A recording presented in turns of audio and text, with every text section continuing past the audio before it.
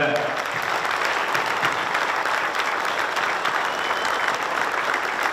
Wanaweza kupiga miguu kwa kile tunachojadili kile mama ndani.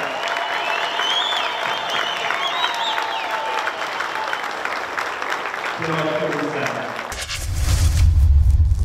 Ni jukwaa la 4 la utekelezwaji wa ushirikishwaji wa Watanzania katika sekta ya madini ambalo limefanyika hapa katika ukumbi wa Malaika Beach Resort uliopo katika wilaya hii ya Ilemela mkoani Mwanza. Na katika jukwaa hili lenye kauli mbiu isemayo ongezeko la ushirikishwaji wa Watanzania katika sekta ya madini, ukuaji wa uchumi wa Tanzania, limehudhuriwa na wadau mbalimbali wa sekta ya madini hapa nchini, huku mgeni rasmi wa tukio hili akiwa ni Waziri wa Madini Mheshimiwa Anthony Mavunde, ambapo katika hotuba yake ameweza kusifu uongozi wa Daktari Samia Suluhu Hassan, Rais wa Jamhuri ya Muungano wa Tanzania, kwa maana ya kwamba kwa takribani miaka 4 kumekuwa na ongezeko kubwa la mabadiliko makubwa katika sekta hii ya madini tangu Rais Samia Suluhu Hassan alipopokea kijiti hiki kutoka kwa aliyekuwa rais wa awamu ya 5, hapa namzungumzia Daktari John Pombe Magufuli. Lakini pia amepata kuwasihi wanaotoa huduma katika sekta hii kushirikiana, lakini pia kuacha kutumiana maneno ya majungu kwa maslahi mapana ya mtu mmoja mmoja, lakini pia taifa kwa ujumla wake. Mimi ni Elia Jackson Lupembe, nyuma ya kamera ni Dice TZA. Naelekeza katibu mtendaji wa tume na mwenyekiti wa tume kwa hapa kufanya marekebisho ya kanuni hii, kanuni ya 8, kanuni ndogo ya 6, ili mtu yoyote anakuja kufanya kazi nchini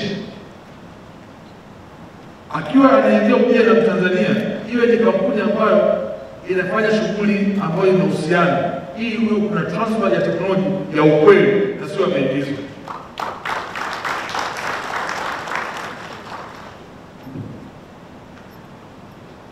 Eneo lingine mwanadamu lisemea siku ya leo ni utayari wa sekta binafsi. Ndugu zangu wa Tanzania, tuna fursa kubwa sana kwa sekta ya madini ambayo kuna baadhi ya maeneo hayajaguswa kabisa. Niwaombe mwitumie nafasi hii vizuri ili muweze kunufaika na sekta ya madini. Yako maeneo ambayo bado kabisa hayajaguswa. Kupitia kampuni za Kitanzania, jitahidi kuweza kuwa mnafuatilia kupitia tume ya madini na kufahamu fursa zilizopo ili mjitokeze kwa wingi. Tutafurahi sana kama jambo hili litatimia. Lakini pia mmeziona taasisi za fedha hapa, benki mko hapa, niwaombe mwawezeshe wa Tanzania kibitaji ili waweze kufikia malengo na makusudio ya ushiriki wao wa 100% kwenye sekta ya madini. Lakini pia wale wanaopata nafasi ya kutoa huduma migodini na kusambaza bidhaa, fanyeni kwa weledi na uadilifu ili msifunge milango kwa Watanzania wenzenu. Kuna baadhi yenu sio waaminifu,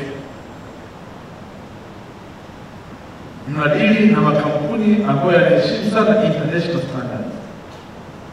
Hakuna ujanja kwenye sekta ya madini. Kama uwezi katafuta shughuli nyingine, huko hakuna ujanja. Compliance ni muhimu sana kwenye standard.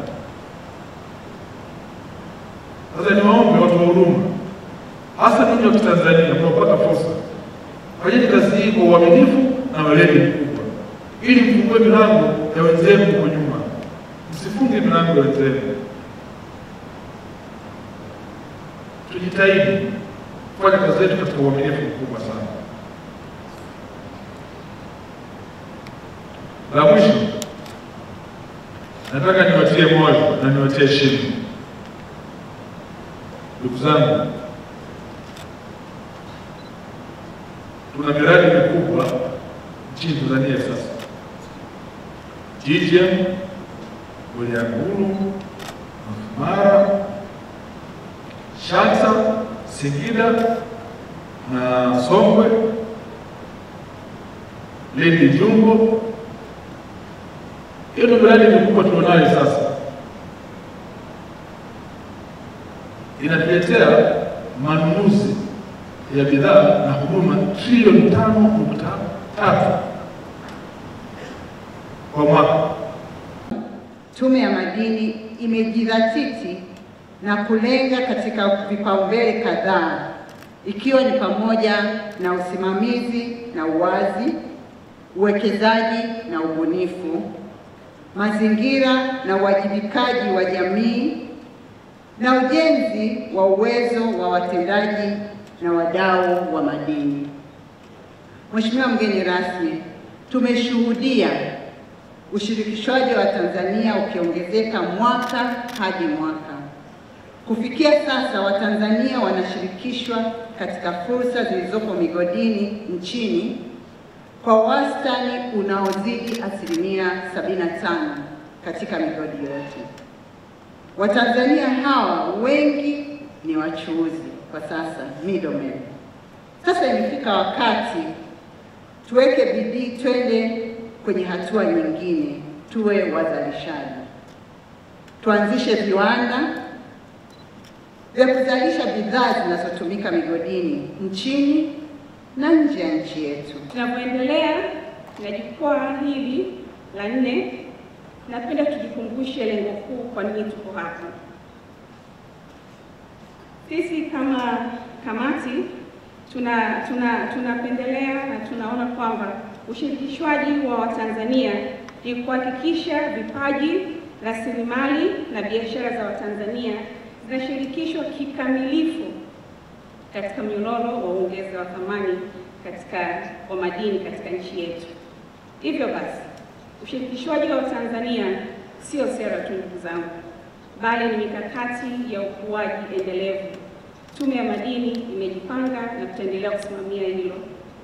Na pia sio hivyo tu, ni katika kuangalia na kuongeza wigo wa kutengeneza ajira, kujenga uwezo na kuendeleza ubunifu wa Watanzania. Na sio hivyo tu, pia tuweze kuwapa fursa na sapoti 100% kabisa, ili kuweza kuwawezesha na wenyewe waweze kufurahia mafanikio katika sekta ya madini. Katika usimamizi huu, kamati pia imekuwa ikishauri serikali kuendelea kuweka na kuboresha mazingira katika sekta ya madini ambayo yatahamasisha ushirikishwaji wa Watanzania kupitia utoaji wa huduma kwenye migodi na katika makampuni ya madini, pamoja na uwekezaji wa ongezeko la thamani kwenye madini mbalimbali yaliyopo nchini. Ushauri huu pia unalenga kutekeleza ahadi za CCM, hususan ile ibara ya 65 ya ilani ya uchaguzi ya mwaka 2020, ambapo CCM imesema itaendelea kusimamia serikali na kuhakikisha mapinduzi makubwa yanafanyika katika sekta hii ya madini, lakini lengo ikiwa ni kuwawezesha wananchi kuwa sehemu ya umiliki wa madini au rasilimali ambayo ni mali ya nchi hii.